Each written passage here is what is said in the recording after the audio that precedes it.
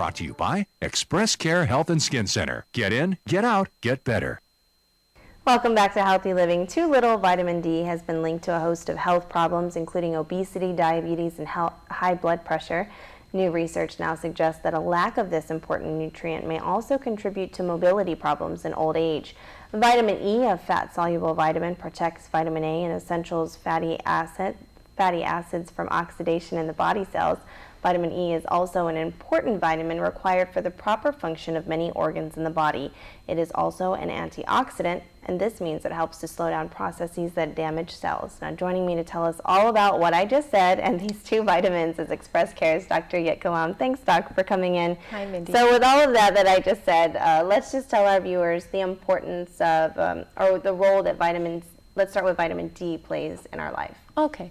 Well, vitamin D is an essential nutrient, meaning that you cannot manufacture it in your body. You have to get it from an outside source.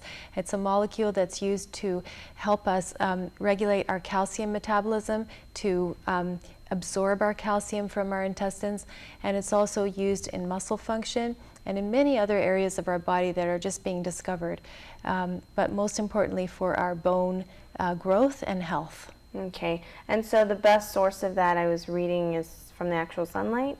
Yeah, so there's a couple ways you can get vitamin D. You can either get it from the sunlight, which when the UVB rays hit your skin, it converts certain chemicals to create vitamin D.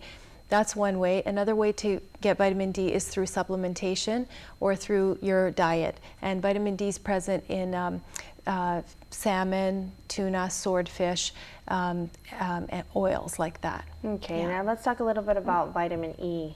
What is vitamin E? Why is it important? Okay, so vitamin E again is a fat-soluble vitamin. It's an essential nutrient that you cannot pick up from elsewhere. You do get it in nuts and seeds, so in peanut butter, in sunflower seeds, in oils. You can ingest it from those sources, and then it's used in your body absolutely everywhere to help prevent tissue damage, like you said, from the environment. It's also helpful in keeping your heart very healthy and in your blood cells. So would vitamin E be, I see a lot of those fish oil, omega, whatever those are, those fish oil pills. Is that what we're talking about when we talk about vitamin E, or is that something separate? No, actually vitamin E is also fat soluble, so it comes in a capsule that kind of looks like that, but fish oil is separate, and then vitamin E is also separate. Okay, so now how much vitamin D and E should somebody take, like, let's say on a regular basis, or if they're going to take these supplements on a daily basis? Right, so in childhood, children should ingest about 400 international units, and in adulthood up to 800 or even 1,000 international units. And you can get that from your diet if you're eating a healthy diet with fish, like I mentioned, or supplementation.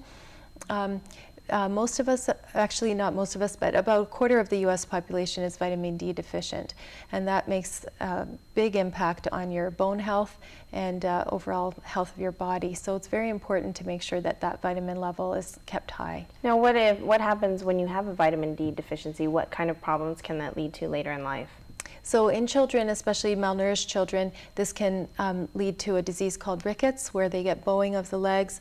That would happen sort of during warlike famine situations where children are not able to get proper nutrition. Because their bones would be weak and soft. And same thing in adulthood, if people don't ingest proper amounts of vitamin D, again, their bones can get kind of soft, or they can develop osteoporosis, which is basically thin, weak, soft, light bones that can break.